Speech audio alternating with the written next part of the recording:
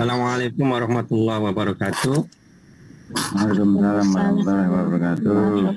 Alhamdulillahirrahmanirrahim. Wassalatu wassalamu ala rasulillah wa ala alihi wa sahbihi ajma'in.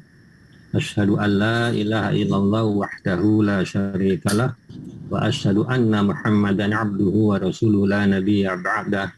Allahumma salli ala Muhammad wa ala ali Muhammad kama shallaita ala Ibrahim wa ali Ibrahim fil alamin innaka Hamidum Majid.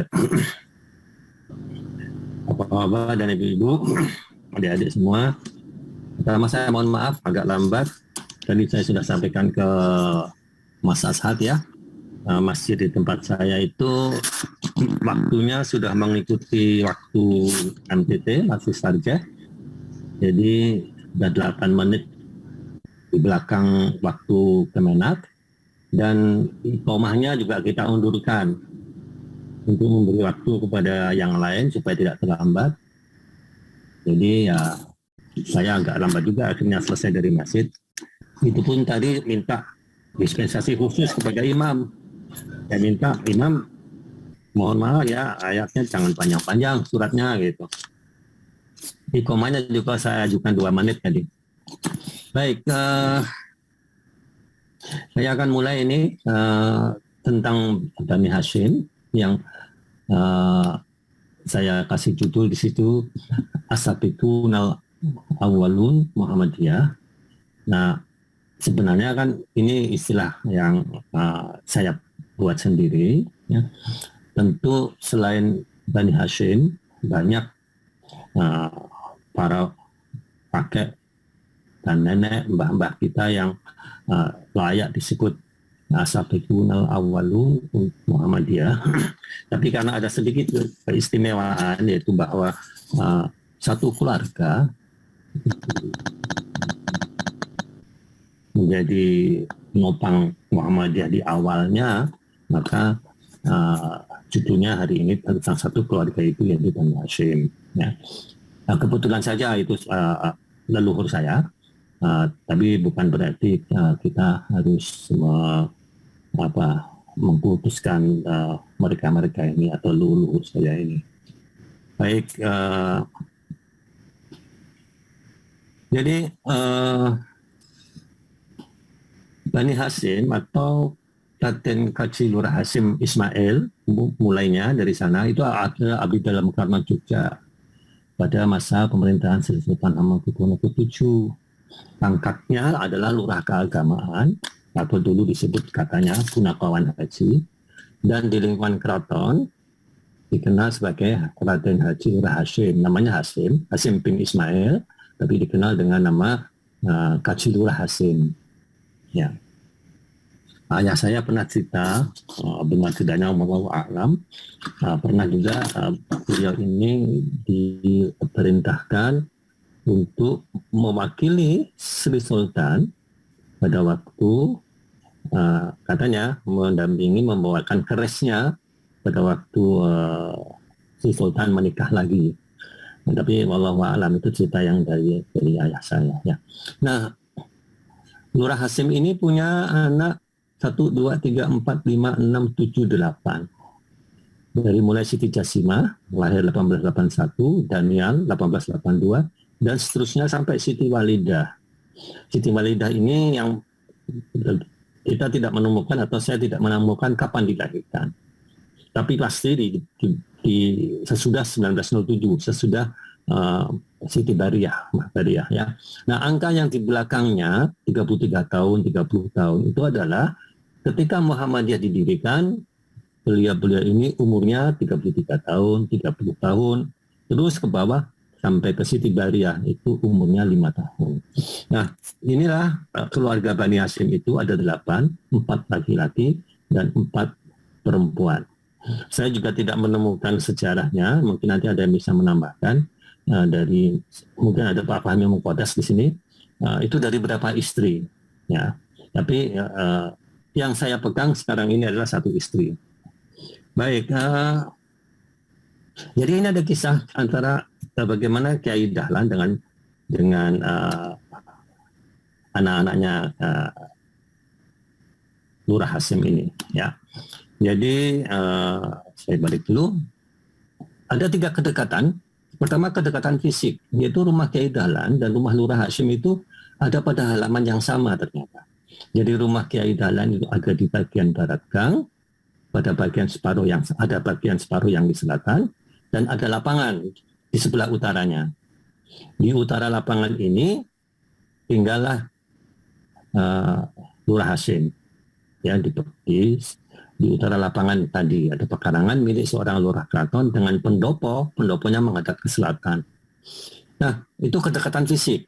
Kemudian kedekatan spiritualnya adalah, ya karena rumahnya itu di utara lapangan dan berbatasan dengan rumah Kiai Dahlan, maka mereka ini setiap saat dikirimkan kepada Kiai Dahlan untuk mengaji, menjadi santri, ya. Nah, ini 2 hal yang mungkin juga menjadi faktor kedekatan, faktor kenapa kemudian anak-anak Lurah Hasyim ini menjadi begitu dekat, ya, menjadi nanti saya sebut di belakang ada. Itu yang kedua, kedekatan yang kedua. Nah, kedekatan yang ketiga adalah kedekatan gerakan. Jadi putra-putri Lurah Hasyim ini bersama dengan murid yang lain, ada Muhammad Isam, ada Muhammad Mukhtar, yang Mbah Isam dan Mbah Mukhtar, itu merupakan pendukung utama Muhammadiyah sejak awal.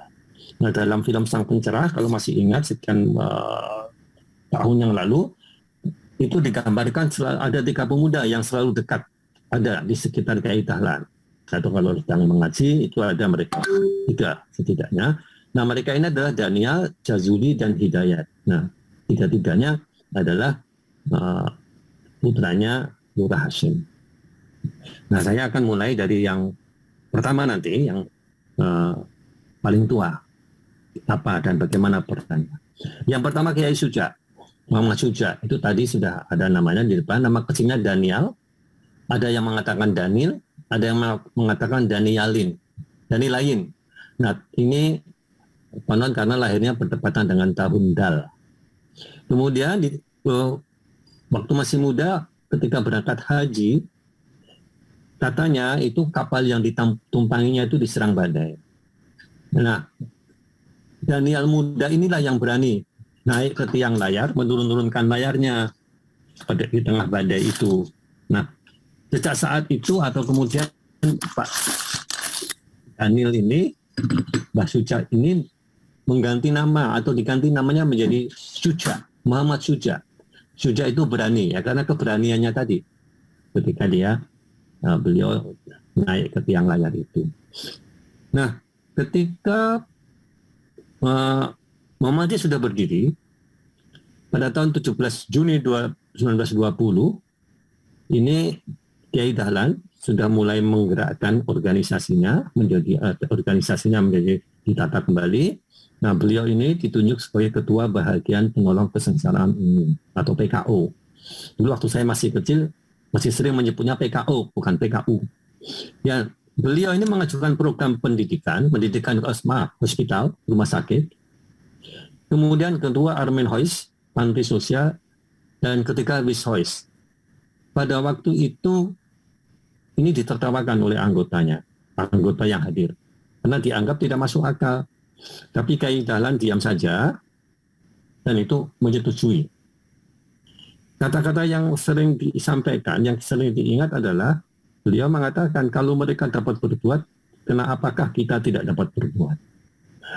Hum rijal wa nahnu rijal. Mereka manusia, kita pun manusia. Itu kira-kira argumentasinya. Dan karena disetujui oleh Kiai Dahlan, maka kita lihat apa yang sudah dikerjakannya. Dalam kurun 1920 sampai 1931, bahagian PKO ini sudah berhasil membuka 1 poliklinik kesehatan 1923, mendirikan rumah miskin 1923 atau panti asuhan, ya. Amin Hois, dan satu lagi adalah rumah yatim 1931. Jadi dalam waktu atau dalam kerangka waktu 11 tahun itu sudah berhasil. Jadi bisa kita bayangkan bagaimana perjuangannya Kiai Suja ini. Rumah yatim ini mungkin kalau masih ingat, konon itu yang ada di Serangan, di sebelah baratnya stasiun Ngapian. waktu itu masih ada stasiun Ngapian. Ya, baik. Jadi bagaimana kiprahnya Kiai Suja ini?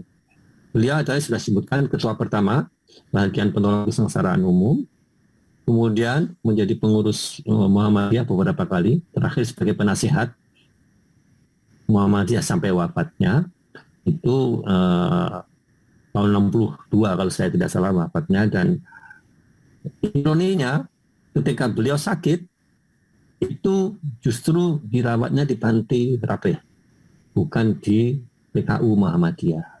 Tapi karena beliau gelisah, gitu ceritanya yang saya dapat, beliau kemudian minta pulang ke Kauman. Nah, di Kauman itulah beliau wafat. Kemudian urusan perbaikan perjalanan haji, itu mendirikan NV Pelayaran dan Dagang Indonesia yang disahkan Belanda pada tahun 41. Ini tadi kita 18 tahun setelah wafatnya Kiai Dahlan, dan itu dirintisnya juga atas perintah Kiai Dahlan untuk mempunyai maskapai atau perusahaan khusus untuk mengangkut haji. Karena pada waktu itu perjalanan haji itu dipegang oleh broker-broker Belanda yang ternyata broker-broker Belanda itu mengambil keuntungan yang luar biasa. Nah, selanjutnya beliau juga menjadi membentuk PDHI, Persatuan Jamaah Haji Indonesia. Alhamdulillah itu gedungnya masih ada di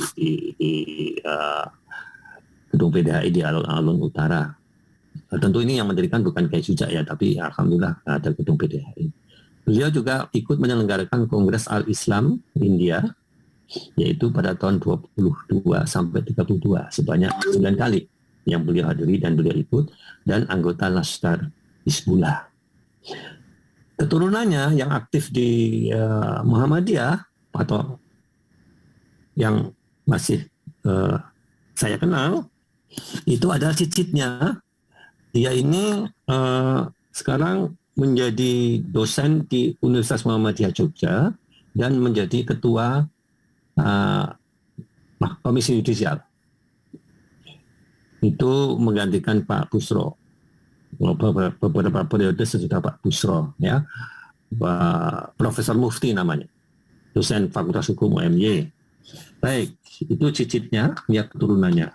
Yang berikutnya adalah Haji Fahrudin. Nama kecilnya adalah Jazuli, Muhammad Jazuli, kemudian diubah jadi Fahrudin atau Fakhrudin pada tahun 1905 sepulang haji. Pernah mondok beliau ini di beberapa pesantren, tapi tidak pernah betah. Kalau zamannya sekarang sering disebut santri beling, maka akhirnya otodidak saja. Kemudian beliau konon juga pengusaha sukses, baik pengusaha batik, pencetakan, hotel, dan bahkan pabrik rokok. Beliaulah konon yang mewakafkan tanahnya untuk mu'alimin yang ada di Suronatan itu, ada di Batang Puluhan. Nah, ini mungkin juga perlu dilacak lagi, tapi saya mendapatkan beritanya seperti itu. Haji Fahrudin ini dikenal sebagai wartawan, penulis, dan beberapa kali menjadi pimpinan media Quran, majalah Dunia Bergerak, Medan Muslimin, dan seterusnya. Itu beliau aktif di sana, dan beliau termasuk menjadi tokoh pers. Beliau juga yang mendirikan Suara Muhammadiyah, pimpinan redaksi yang pertama. Aktivis buruh dan politik. Nah, yang terakhir ini menyebabkan beliau ini dianggap kiri atau Marxis. Nanti itu di bawah itu, yang di situ saya kasih tanda seru, karena sempat menjadi pengurus ISDV. ISDV ini organisasi buruh yang sangat dekat dengan komunis, bahkan betul-betul komunis. Nah, ya, kiri lah. Dan karena protes-protesnya, Haji Fahrudin ini pernah dijatuhi hukuman penjara 3 bulan oleh pihak Belanda. Tapi konon karena pada waktu itu ada pilihan memilih penjara atau memilih denda, nah beliau memilih denda. Pergaulannya luas karena sempat menjadi pengurus tadi ISDV dan juga di PSI, Partai Syarikat Islam. Nah, di Partai Syarikat Islam ini pada tahun 1921 ada yang dikenal namanya disiplin partai. Jadi semua yang menjadi anggota PSI, ini bukan partai Solidaritas Indonesia yang nyinyir sekali sama Anies itu ya, Giring Niji bukan, tapi Partai Syarikat Islam itu mengeluarkan apa yang disebut disiplin partai. Tidak boleh ada rangkap anggota. Nah, banyak pengurus Muhammadiyah, aktivis Muhammadiyah yang juga menjadi pengurus Partai Syarikat Islam. Di antaranya Haji Fahrudin ini. Beliau keluar kemudian dari PSI karena disuruh memilih, beliau memilih Muhammadiyah. Nah, ketika dilantik sebagai Hizbul Muhammadiyah bagian Tabligh 1920, ini programnya mengembangkan agama Islam dengan jalan bertabligh sampai dapat membangun surau, langgar serta masjid yang belum ada tempat untuk pengajian dan ibadah umat Islam setempat. Menyelenggarakan madrasah mubalighin. Jadi ada lagi membina pondok luhur yang modern untuk mencetak ulama ulung, umat yang terpelajar sehingga cahaya Islam memencar menerangi semesta alam. Dari program yang 1920 inilah kemudian kita lihat Muhammadiyah akhirnya punya ribuan masjid, punya juga ribuan amal usaha terkait dengan madrasah atau ratusan ya. Jadi saya kira ini satu hal langkah yang atau program yang ada bekasnya sama dengan programnya Kiai Sujat tadi. Nah, wafatnya masih sangat muda beliau ini, yaitu pada usia 39 tahun. Dimakamkan ya dihadiri oleh tokoh-tokoh nasional, Bapak Sukiman, Ketua Masumi, Pak Suryo Pranoto, bahkan Ki Hajar Dewantoro. Surah Kabar Nasional juga memuat berita meninggalnya beliau. Ini ada sejumlah koran yang saya sebutkan atau majalah yang memuat meninggalnya Haji Fahrudin ini, termasuk koran berbahasa Belanda, The Lokomotif. Pada tahun 64, Haji Fahrudin bersama dengan Mas Mansur, Haji Mas Mansur dianugerahi gelar pahlawan nasional pada tahun 1964. Nah, kalau ada yang pernah ke Jakarta, ada yang dari Jakarta, itu di Tanah Abang ada namanya Jalan Fahrudin, ya ini berasal dari Haji Fahrudin ini. Jadi bukan dari THR Fahrudin, tapi nama itu diambil dari nama Haji Fahrudin. Dan kebetulan di situ juga banyak amal usaha Muhammadiyah. Berikutnya adalah Ki Bagus Hadikusumo. Ini sudah saya pernah sampaikan, jadi saya tidak banyak-banyak di sini, ya. Kiprahnya juga banyak, ya. Jadi saya akan ringkas saja, meskipun di sini slide-nya tetap ada. Nanti bila diperlukan bisa saya share atau sudah saya share kepada Pak Asad, ya. Nama kecilnya Raden Hidayat, tahun 1890, wafatnya 1954. Dan ini pendidikannya dan juga pernah mempelajari bahasa Belanda dari Joyo Sugito, bahasa Indonesia dari Ngabehi Sastro Sukando, dan bahasa Inggris dari Mirza Wali Ahmad Baik. Ini tinggal di Kauman dan ternyata belakangan diketahui bahwa Ahmad Baik ini pengaduk Ahmadiyah. Nah, bagus sempat menimba ilmu bahasa Inggris dari beliau. Ini akan saya lewatkan semua ya, kiprah untuk Muhammadiyah ini ada 7 yang halaman pertama, tapi yang saya kira menarik juga adalah nomor 7. Menjadi penengah konflik antara golongan tua Kiai Hisham dan Kiai Mukhtar serta Kiai Suja, kakaknya sendiri, dengan golongan muda, yaitu Kiai Badawi, Kiai Hasim, Kiai Basiran, Abdul Hamid, dan Kiai Farid Ma'ruf. Abdul Hamid ini ayahnya Pak Dasrul Hamid, ya. Nah, itu waktu itu anak-anak muda ini tidak puas dengan kepemimpinan Kiai Hisham, sehingga mereka protes, ya, dan akhirnya Ki Baguslah salah satunya yang menjadi penengah, menemui yang tua ini, dan akhirnya disepakati Kiai Hisham mundur, tidak lagi masuk di pengurusan, kemudian pengurusnya dibentuk yang muda-muda, yang ditunjuk adalah Kiai Mas Mansur menjadi ketua. Nah, kemudian di belakang hari itu Kiai Mas Mansur ini aktif di Putra, dan bukan bahkan kemudian sakit, maka itu digantikan oleh Ki Bagus sebagai ketua. Tapi juga yang ini kiprahnya untuk Muhammadiyah, Ki Bagus itu adalah yang menyusun Mukadimah Anggaran Dasar Muhammadiyah, berisi 7 pokok pikiran. Nah, ini mungkin karena pengalaman beliau ketika menjadi anggota BPUPK atau menjadi anggota BPK. Ini kiprahnya untuk bangsa dan negara, saya lewatkan saja sudah, ya. Nah, berikutnya Haji Muhammad Zaini. Saya belum melihat ini apakah Ustadz Fahmi Muqaddas hadir atau tidak. Tapi sebelumnya saya akan kembali ke sini. Anak cucunya yang meneruskan di Muhammadiyah itu adalah tentu Pak Cernawi Hadikusumo. Kemudian ada Afnan Hadikusumo, itu sekarang Ketua Tapak Suci. Ada Gunawan Budianto, sekarang Rektor UMY. Itu yang berkiprah di Muhammadiyah, anak cucunya ya. Kemudian Haji Muhammad Zaini, ini seorang yang berpendirian keras, tidak mau kalah dan sama ekstrimnya dengan Fahruddin.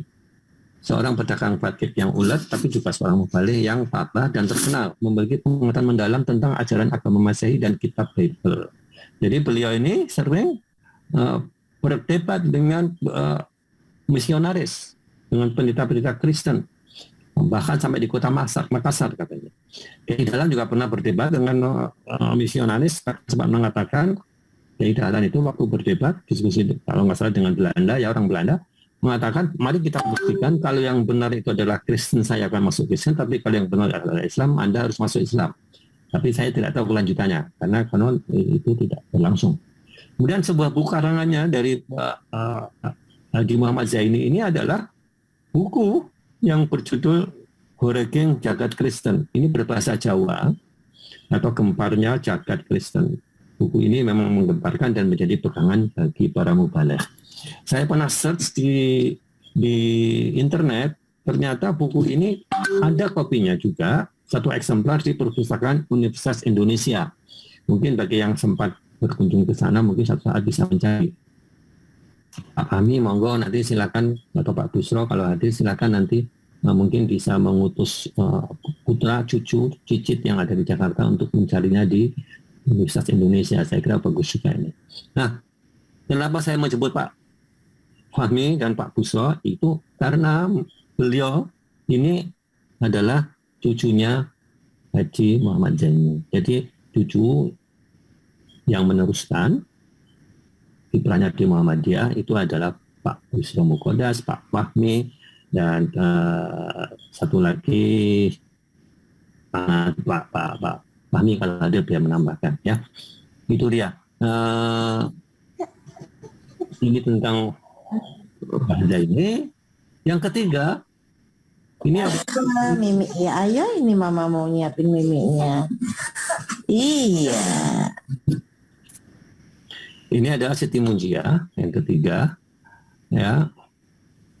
Jadi merupakan murid langsung dari Kiai Dahlan dan Siti Walidah, ibu Kiai Dahlan, lewat kursus yang dilakukan di rumah Kiai Dahlan. Tadi sudah saya sampaikan ya, beliau ini rumahnya atau rumahnya Mbah Hisham ini adalah satu pekarangan. Belajar di sekolah bentukan Kiai Dahlan, Tismul Arko, yang kemudian berganti menjadi Pondok Muhammadiyah. Selanjutnya berganti lagi menjadi Mu'alimin Muhammadiyah, dan kemudian siswinya dipisahkan yang putri menjadi Mu'alimat Muhammadiyah. Nah, Ibu Siti Munjiah ini termasuk alumni yang pertama. Nah, Mu'alimat Muhammadiyah itu ada di Suronatan, orang mau membangun baru di mana saya belum mendengar lokasinya. Pandai berpidato, santriwati yang selalu dibawa oleh Kiai Dahlan dalam bertabligh, termasuk keluar kota. Nah, Siti Munjiah ini menjadi ketua PP Aisyah yang kedua, 1932 dan 1936. Salah satu perannya yang menonjol adalah di Kongres Perempuan Indonesia pada tahun 1928. Nah, ini kalau dilihat urutannya, waktu menjadi aktif di Kongres Perempuan, itu Ibu Siti Munjiah ini belum menjadi ketua Aisyah. Waktu itu namanya Bahagian Aisyah ya, bukan PP. Nah, kita lihat, inilah ada satu buku yang saya punya, itu biografi tokoh Kongres Perempuan Indonesia. Kita lihat susunan panitianya itu adalah ketuanya Raden Ayu Sukonto dari Wanita Utomo, dan wakil ketuanya adalah Nona, waktu itu belum menikah, Siti Munjiah dari Aisyah. Itu di bawah saya tampilkan gambar yang juga saya ambil dari internet. Itu yang saya bulati itu adalah Ibu Siti Munjiah dari Aisyah. Nah, di bawahnya lagi itu di anggota itu ada lagi perwakilan dari Aisyah, yaitu Nyonya Johanna, yang mohon maaf sampai hari ini saya belum mendapatkan info siapa Nyonya Johanna ini, ya, dari Aisyah. Mungkin nanti ada yang bisa menambahkan. Kemudian ada lagi Nona Hayinah. Ya, nah Nona Hainah ini atau Ibu Hainah ini kemudian menikah dengan Kiai Mawardi yang memimpin Mu'alimin dulu, ya. Jadi dan Ibu Hainah ini juga pernah menjadi ketua Aisyah pada tahun 50-an kalau saya tidak salah, dan berlanjut bersama-sama dengan Profesor Siti Baroroh. Nah, ini perannya, ya, jadi perannya bukan peran biasa-biasa saja karena beliau ini menjadi wakil ketua.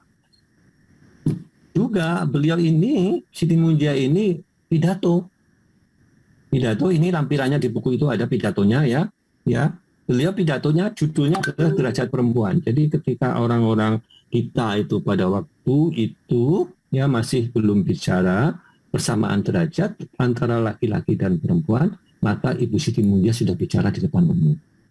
Nah, saya pernah mendengar juga itu pada waktu beliau berpidato itu sangat berapi-api, sangat bagus, tapi juga diinterupsi oleh peserta, terutama peserta-peserta yang dari nasionalis atau non-muslim ada yang. Nah, ini keputusan Kongres yang luar biasa, ya. Tapi saya ingin menarik perhatian kepada nomor 5, mencegah perkawinan anak-anak. Ini sesuatu yang mungkin tidak terpikir dan baru kemudian pada akhir-akhir ini pada tahun di atas 2000 itu ada upaya untuk mencegah perkawinan anak-anak. Jadi terlambat sekian puluh tahun, ya. Dan yang terakhir nomor 7 juga saya bulatin, mengirimkan mosi kepada erat agama agar tiap talak dikuatkan secara tertulis sesuai dengan peraturan agama. Jadi ini kemajuan, ya, ada ibu-ibu kita dan keputusannya juga luar biasa jauh ke depan, ya. Yang saya tarik untuk menjadi perhatian adalah tadi nomor 5, mencegah perkawinan anak-anak. Tentu yang dimaksud adalah anak-anak perempuan, bukan anak-anak laki-laki. Dan minta ketegasan, kekuatan hukum kalau ada talak. Harus sesuai dengan peraturan agama, tertulis dari erat agama. Ini luar biasa. Nah, sekarang sedang ada gerakan dari Muhammadiyah untuk mengusulkan beliau ini menjadi pahlawan nasional. Saya tidak tahu sampai mana. Yang berikutnya Siti Bariah. Siti Bariah ini justru lebih muda ya daripada Siti Munjiah. Nah, ini hebatnya Kiai Dahlan. Pada waktu itu untuk santri perempuannya, Kiai Dahlan itu membagi 2. Satu sekolah, di sekolahnya Kiai Dahlan, yang tadi sudah saya sebutkan, dan satu lagi disuruh sekolah di sekolah netral, sekolah Belanda, yaitu Neutral Meisjes School di Mupasan, ya, di Daken kalau saya nggak salah. Itu ditugaskan oleh Kiai Dahlan. Sehingga 3 orang ini, Siti Bariah, Siti Wadingah, dan Siti Dalwimah, itu mahir berbahasa Belanda. Ini luar biasanya. Tapi juga Kiai Dahlan mewajibkan mereka belajar agama, yaitu di sekolah yang didirikan oleh Kiai Dahlan, dan harus mengikuti pengajian Sopo Tresno. Mohon maaf sebentar, ya.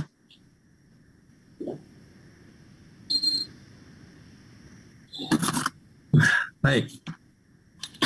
Nah, beliau ini juga sering diajak tabligh oleh Kiai Dahlan bersama Siti Wasilah. Siti Wasilah ini, Ibu Siti Wasilah ini istrinya Kiai Raden Hajid, ya. Itu yang mendirikan juga bersama-sama itu Angkatan Perang Sabir, kemudian juga mengubah nama dari Pathfinder menjadi Hizbul Waton, itu adalah Kiai Hajid.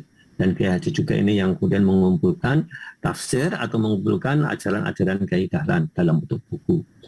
Saya masih sempat bertemu dengan beliau ini, Kiai Hajid dan Ibu Siti Wasilah di Kauman.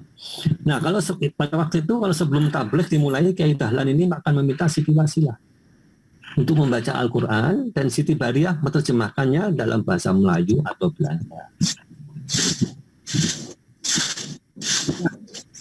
Pada tahun 1917 bersama pemimpin Muhammadiyah yang lain, ya, ada Farudin, ada Mokhtar, ada Kibagul, dan hanya di antara Siti Bariah, Siti Dalwimah, dan seterusnya, itu Kiai Dahlan membentuk organisasi perempuan Muhammadiyah.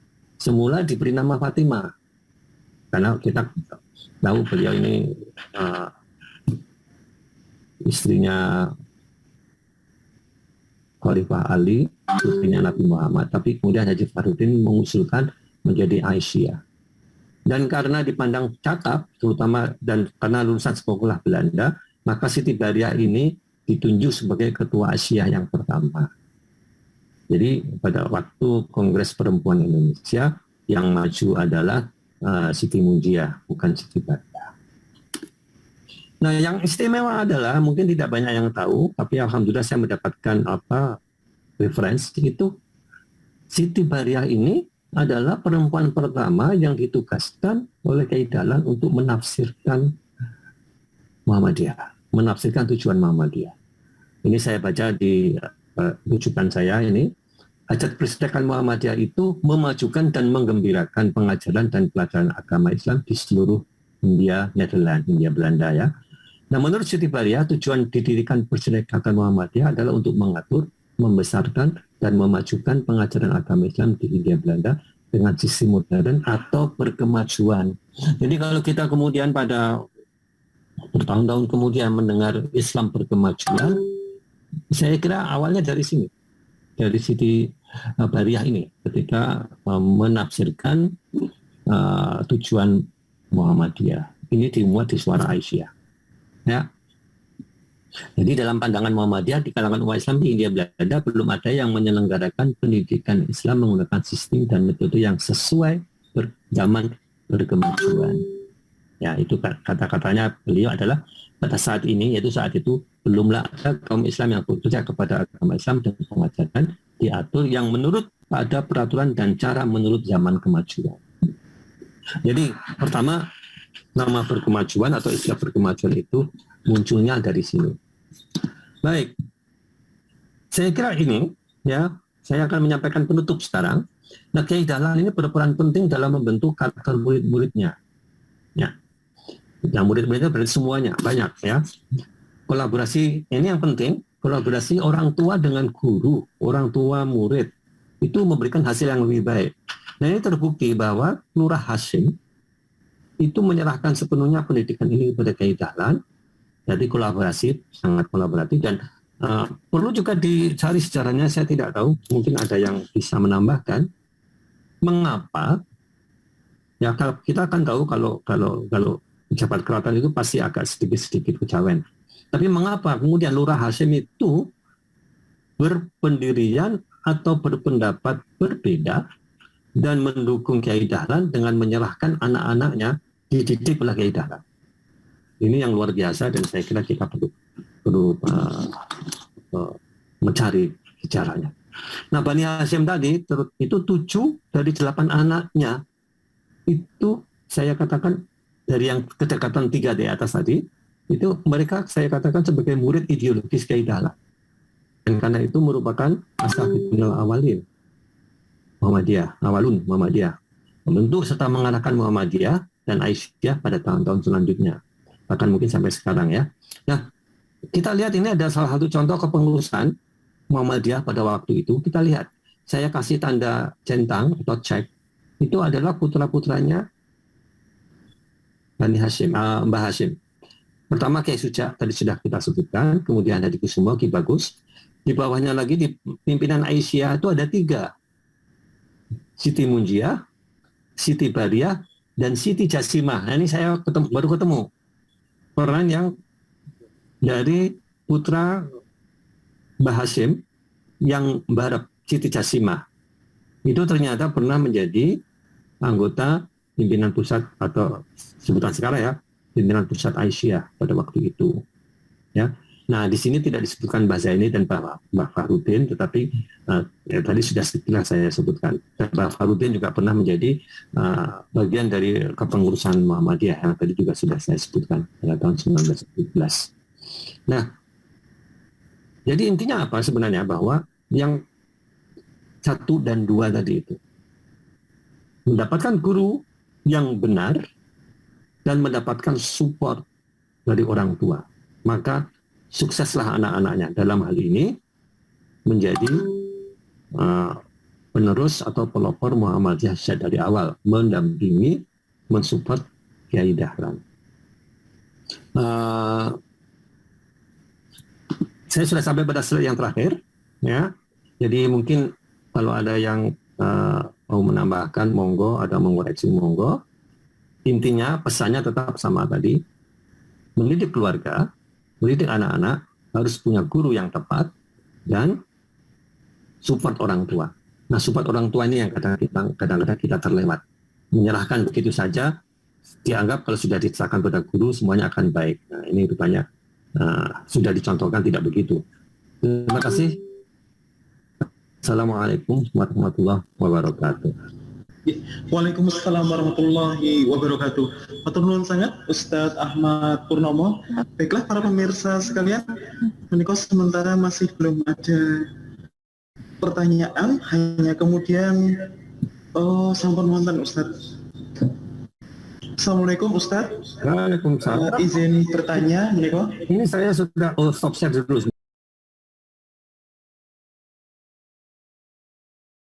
Sebentar ya. Ya, oke. Yes.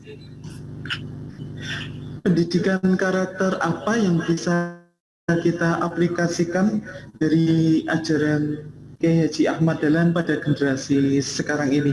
Ini mungkin lebih ke umum, Ustaz, ya. Sifatipun. Saya kira begini ya, pendidikan yang berhasil yang dilakukan oleh Kiai Dahlan, salah satunya adalah berorientasi ke depan. Ya, berorientasi ke depan. Kenapa? Karena ternyata apa yang disampaikan, diajarkan dan dididikkan Muhammad Kiai Dahlan kepada murid-muridnya adalah keberhasilannya itu baru dilihat berapa tahun kemudian. Contoh Kiai Dahlan itu pernah menyampaikan kepada murid-murid perempuannya, bertanya, apakah kalian tidak malu bahwa kalian ini kalau sakit diperiksa oleh dokter dan dokternya laki-laki? Jadi para muridnya mengatakan tentu malu. Dan karena itu kemudian banyak yang sekolah kedokteran. Ya. Jadi ada, kalau nggak salah dokter ya, itu adalah karena itu. Itu yang pertama. Yang kedua tadi itu, apa yang disampaikan kepada murid-muridnya adalah juga relevan dengan zamannya. Misalnya tadi ketika kita sudah sering mendengar mengenai surat tentang anak yatim itu, atau yatim, ya. Ra'aytaladzi fatibidin dan seterusnya itu. Nah, itu sangat relevan dengan situasi. Dan itu yang ketiga adalah terkait dengan yang nomor 2, teologi al-ma'un katanya, kata istilahnya, adalah bahwa apa yang disampaikan ke Kiai Dahlan kepada murid-muridnya itu adalah untuk dilaksanakan. Jadi bukan jargone ya, bisa ngajar tapi bisa melakoni. Nah, ini yang mestinya kita ambil pelajarannya dari Kiai Dahlan. Ya. Saya kira demikian sementara. Terima kasih. Matur nuwun sangat Ustaz. Kalau kalau ada Pak Ustadz Fahmi Mukotas mungkin bisa menambahkan untuk bahasa ini. Yun pangapunten Ustaz Ahmad. Tadi Ustaz Fahmi Mukotas coba masuk namun belum bisa karena mungkin ada teknis yang tidak bisa sehingga beliau belum bisa masuk pada kesempatan pagi hari ini. Ya. Ini mungkin usulan dari jamaah menika Ustadz nyuwun pangapunten, apabila mungkin suatu saat nanti dapat dibuat serial atau kemudian ada semacam biografi dari para As-Sabiqunal Awwalun Muhammadiyah, atau kemudian lebih tepatnya Sirah Muhammadiyah Ustadz. Jadi berdirinya Muhammadiyah dari pra sebelum, kemudian setelah, dan berlanjut sampai sekarang menikah. Ya, dulu itu ada di tahun 60-an, saya masih ingat, itu ada di PP Muhammadiyah itu yang namanya bagian Bokrah, dokumen sejarah. Nah, itu penulisnya atau penanggung jawabnya kalau saya tidak salah ingat itu Yunus Anis, ketua Muhammadiyah tahun 60-an ya, 62, 65 kalau saya nggak salah. Nah, beliau yang menjadi pengasuh dari Doktrah ini dan banyak menerbitkan biografi tokoh-tokoh Muhammadiyah. Ya, salah satunya tentu tentang Kiai Fakhrudin ya. Itu dulu oleh Pak Yunus Anis. Nah, kemudian ada Mas Baka. Ya, kemudian kita sudah mendengar itu atau sudah melihat saya kira buku 100 tokoh Muhammadiyah. Jadi ini yang saya kira juga buku-buku semacam ini perlu diperbarui kalau memang perlu diperbanyak, disampaikan kepada anak murid Muhammadiyah. Kenapa? Karena yang seperti pernah disampaikan pada pengajian di PP Muhammadiyah oleh ilmuwan dari Amerika itu, ya, peran tokoh-tokoh Muhammadiyah ini banyak disamarkan oleh kelompok-kelompok tertentu. Nah, kalau kita tidak memulai sendiri, harus secepatnya itu, maka peran-peran tokoh Muhammadiyah itu bisa dilupakan begitu saja. Ya, contohnya kan di Bagus Hadikusumo itu baru mendapatkan gelar pahlawan sebagai bentuk pengakuan ya, itu tahun 2015. Berikutnya Kiai Abdul Qahar Mudzaffir itu 2 tahun berikutnya. Pak Tasman juga, ya. Jadi inilah kita harus sering-sering berbangga dan memberitakan kepada semua tentang tokoh-tokoh Muhammadiyah. Saya kira itu. Ya, matur nuwun sangat Ustadz Ahmad Purnomo. Mereka juga banyak yang menanyakan Ustadz tentang berdirinya beberapa aum-aum amal usaha Muhammadiyah, baik itu sekolah maupun PKO, terutama di Jogja sendiri seperti wonten PKO Kota Gede, yang kalau misalnya PKO Jogja menika sudah kita kenal sejarah berdirinya, namun PKO Kota Gede, dan mungkin ada juga yang menanyakan menika untuk Aisyah Ustadz. Jadi berdirinya Aisyah awalnya bagaimana mungkin ya itu nanti mestinya ibu-ibu Aisyah yang bisa cerita ya, tetapi kan tadi sekilas saya sampaikan ya, pada tahun 2017 itu ya Kiai Dahlan khusus mengundang tokoh-tokoh Muhammadiyah dan murid-muridnya yang perempuan, kemudian dibentuklah Aisyah tadi ya, dengan ketua pertama Siti Bariyah itu ya. Nah, ini apa ya, saya katakan saya belum melihat sejarah yang lain ya. Ini termasuk organisasi perempuan pertama Islam di Indonesia. Nah, ini yang perlu kita lihat, dan sekarang kan usianya sudah di atas 100 tahun ya. Dan tokoh-tokoh Muhammadiyah Aisyah itu saya kira juga memegang peranan yang luar biasa. Perlu yang kita ingat, yang mungkin tidak banyak yang tahu ya. Anak murid Kiai Dahlan itu adalah yang kuliah di Bukit Sumur di UGM, adalah orang-orang pertama yang memakai kerudung, memakai kebaya waktu kuliah. Itu yang luar biasa. Itu keteguhan murid-murid Kiai Dahlan. Yang sayangnya kemudian itu pernah luntur ya, putri-putri Muhammadiyah dari kalangan Aisyah ketika kuliah itu sudah lagi tidak pakai kerudung, ya. Kecuali yang kalau anak-anak yang kuliah di Mu'alimat itu pakai kerudung, ya. Dulu yang bahkan SMA Muhammadiyah pun tidak pakai kerudung, ya. Masih zaman saya ini ya, tidak pakai kerudung, tapi kemudian dengan adanya jilbab, hijab itu mereka sudah mulai pakai, ya. Bagus. Jadi ini yang saya kira ini keberhasilan Kiai Dahlan. Juga Ibu Siti Munjiah itu kalau ceramah kemana-mana pernah salah satunya mendampingi Kiai Dahlan ke Surabaya, kalau tidak ingat, beliau pakai pakaian berkerudung dan mengatakan bahwa saya ini bukan memakai pakaian Arab, tapi saya memakai pakaian Islam, pakai hijab, pakai kerudung. Nah, ini satu keberanian juga pada zaman itu ya. Nah, saya kira begitu ya. Kemudian yang tugas ibu-ibu Aisyah terutama adalah kalau kita sudah mendidik anak-anak kita berkerudung, anak-anak kita yang perempuan berkerudung, maka yang harus segera dilakukan adalah bagaimana berakhlak, ya, bagaimana berakhlak karena sudah memakai kerudung.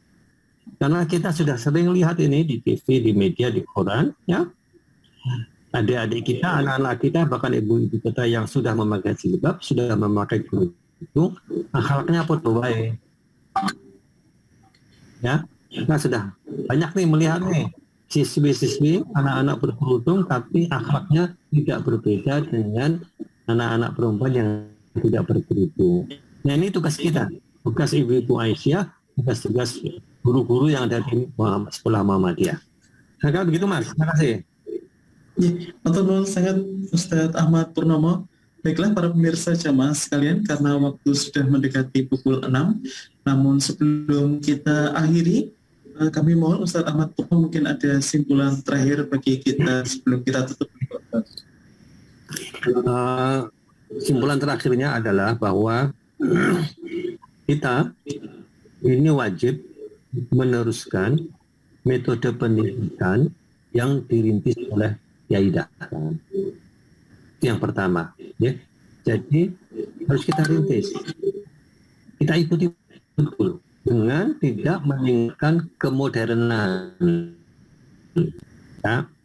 Jadi kalau kita bicara manhaj gitu ya, manhajnya Kiai Dahlan dalam mendidik ini sudah luar biasa. Jadi mestinya itu kita terapkan di sekolah-sekolah Muhammadiyah, di pengajian-pengajian ranting dengan tidak meninggalkan aspek kemajuan. Dan terbukti manhaj pendidikan yang Muhammadiyah itu menghasilkan ulama-ulama, menghasilkan murid-murid yang luar biasa. Sebagian kecilnya tadi adalah yang ada di Bani Hasyim. Tapi masih banyak saya kira yang lain, murid-murid Muhammadiyah, murid-murid Kiai Dahlan yang berhasil karena didikan Kiai Dahlan. Intinya itu. Dan yang kedua tadi sudah saya sebutkan, ya, dukungan orang tua. Ya, alhamdulillah ini saya lihat di chat Ustadz Fahmi Muqaddas sudah masuk. Monggo admin kalau dikasih kesempatan melengkapi Mbak ini. Monggo Pak Fahmi.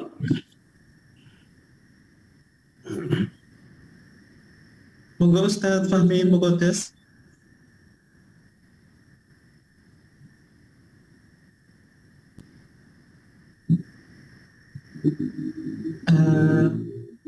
Sampun sakit bergabung namun belum bisa untuk audio dan videonya Ustaz. Baiklah, sambil menunggu Ustaz Fahmi Muqaddas mungkin bisa bergabung bersama kami untuk audio dan visualnya, menikah juga disampaikan melalui kolom chat tadi dari para MPI PP Muhammadiyah, menikah Bapak Ustaz Purwono, mereka menyampaikan, insya Allah kami sampaikan melalui MPI PP Muhammadiyah. Langsung menyimak melalui kajian pagi hari ini, Ustaz. Monggo. Monggo sampun saged menika. Monggo, Ustaz. Ye, assalamualaikum warahmatullahi wabarakatuh. Waalaikumsalam. Terima kasih sudah diberi kesempatan. Sejak jam 5 saya berusaha gabung tapi gagal, baru sekarang ini bisa masuk ini, alhamdulillah. Jadi saya hanya ingin menambahkan saja kajian tentang berbagai tokoh Muhammadiyah termasuk Bani Hasyim. Itu saya kira merupakan satu kajian yang amat sangat penting. Meskipun jangan lupa bahwa kita kadang-kadang tenggelam di dalam emosi kita masa lalu. Tapi kita kemudian lupa untuk berbicara masa kini dan masa datang. Nah, saya teringat sebuah pepatah itu yang sering disampaikan oleh para tokoh-tokoh yang sering mengatakan bahwa laisal fata mayyakulu hadza abi walakinnal fata mayyakulu ha anaza. Bukanlah pemuda itu orang yang selalu mengatakan inilah ayah saya, tetapi sesungguhnya pemuda itu adalah yang selalu mengatakan inilah diri saya. Ini.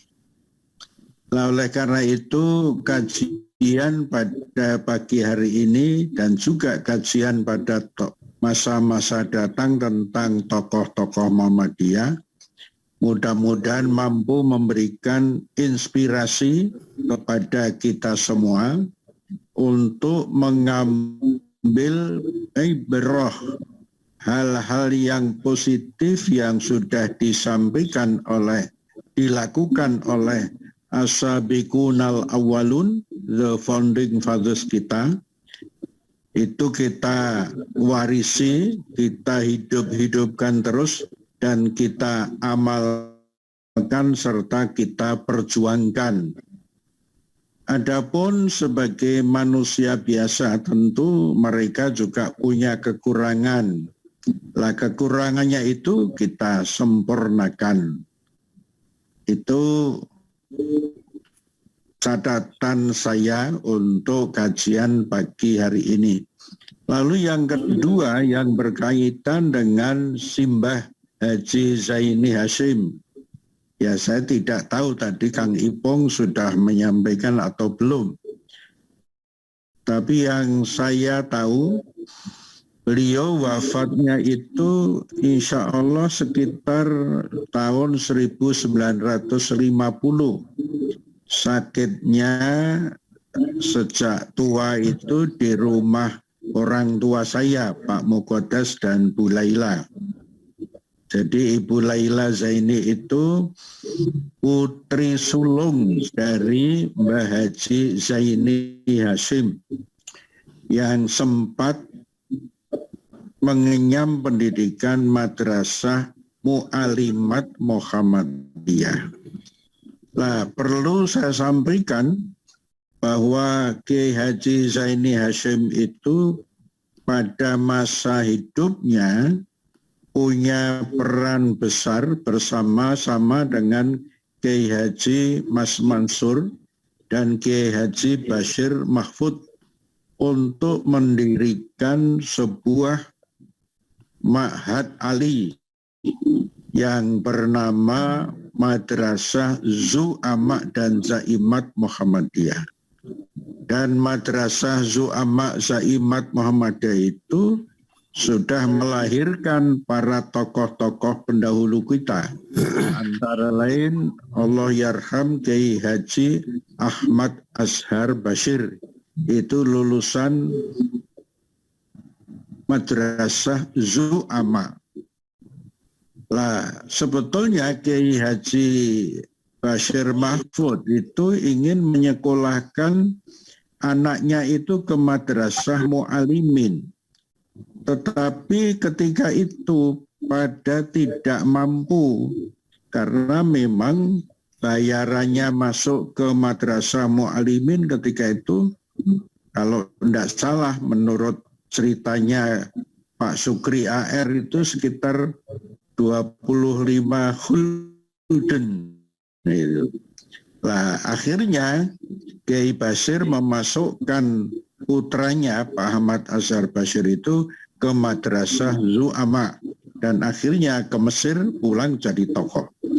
Lalu Kiai Haji Hasan Basri dari Kalimantan Timur dan Banjarmasin itu juga dimasukkan ke Madrasah Zu'ama yang akhirnya menjadi tokoh besar di Indonesia.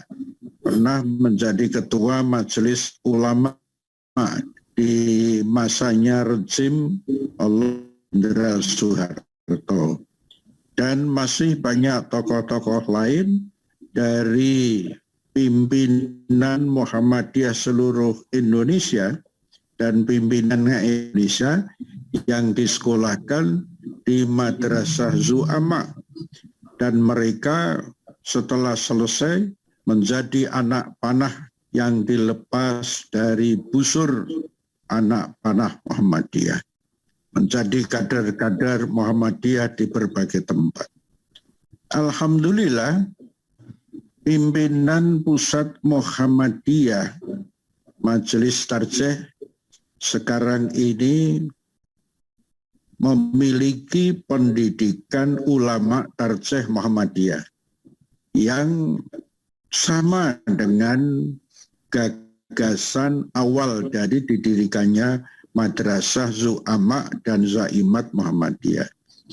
Mereka berasal dari berbagai daerah di seluruh Indonesia melalui surat resmi dikirim oleh PDM atau PDA Aisyah dari seluruh Indonesia, lalu melalui seleksi yang amat sangat ketat dan tidak ada rekomendasi dari siapapun untuk bisa diterima di PUTM. Betul-betul melalui seleksi yang amat sangat ketat.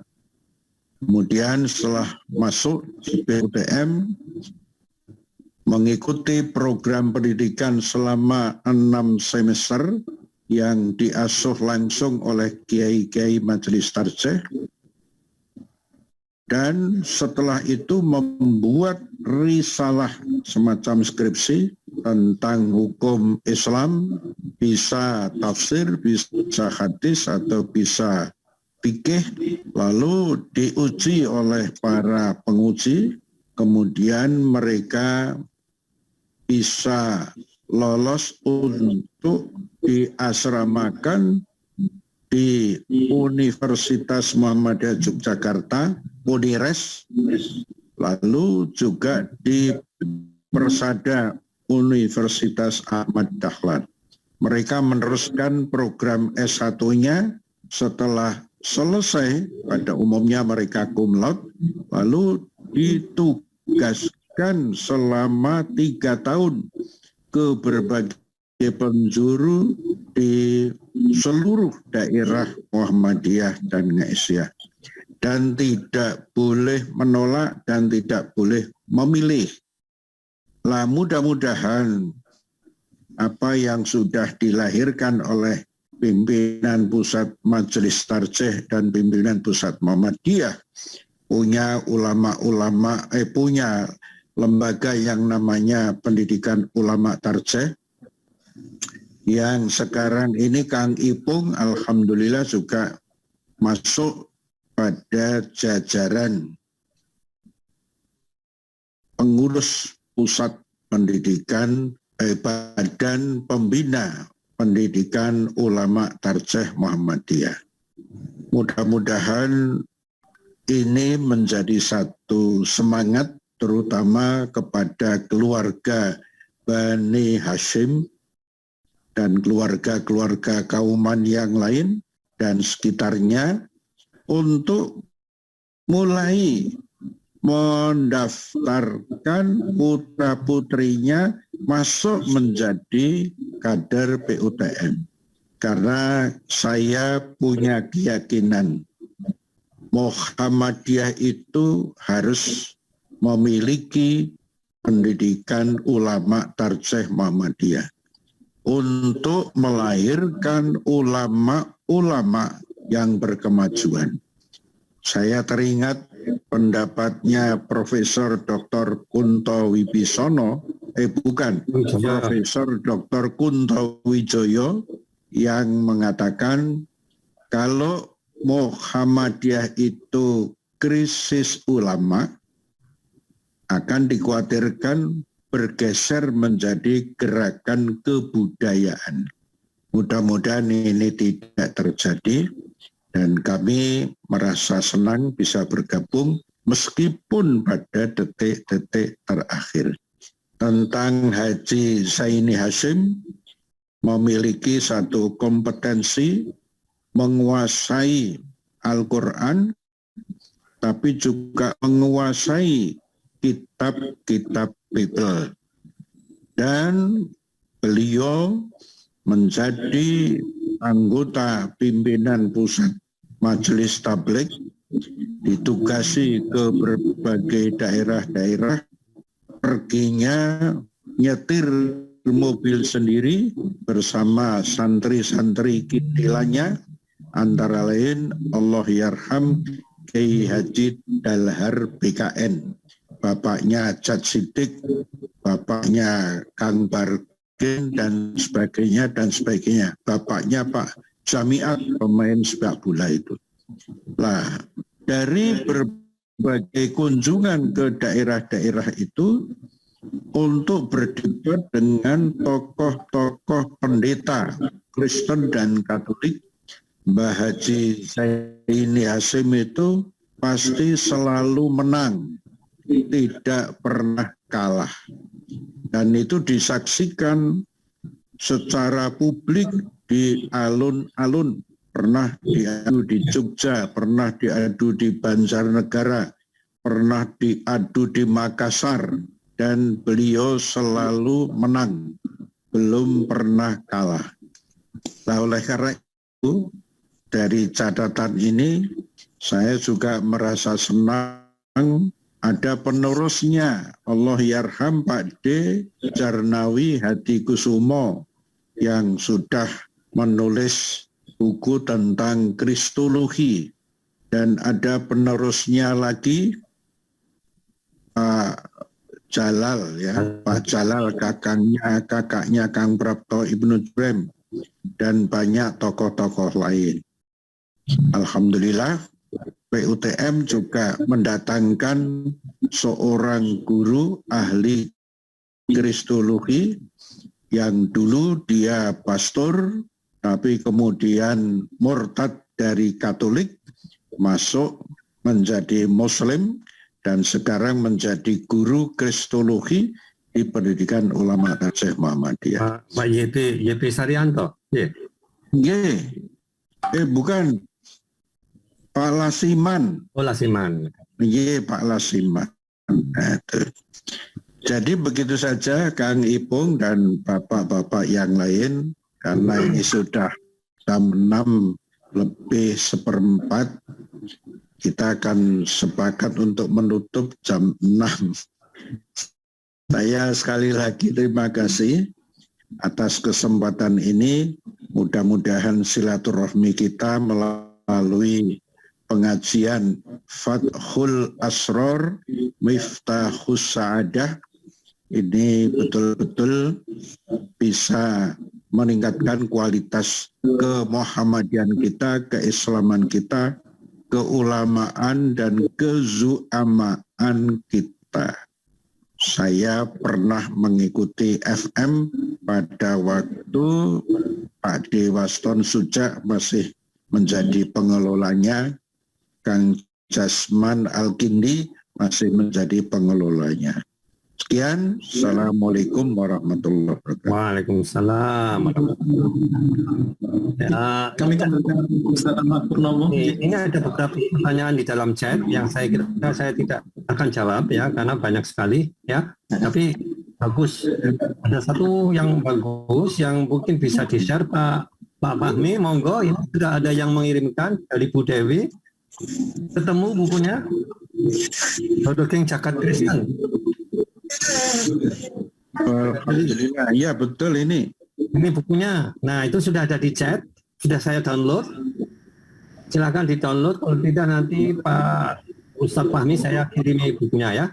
Terima kasih. Ini yang kita cari-cari itu. Ya betul. Ini yaitu dari Ibu Dewi, Mbak Dewi atau Ibu Dewi tadi yang mengirim, Dewi Utami. Terima kasih Mbak Dewi, Bu Dewi.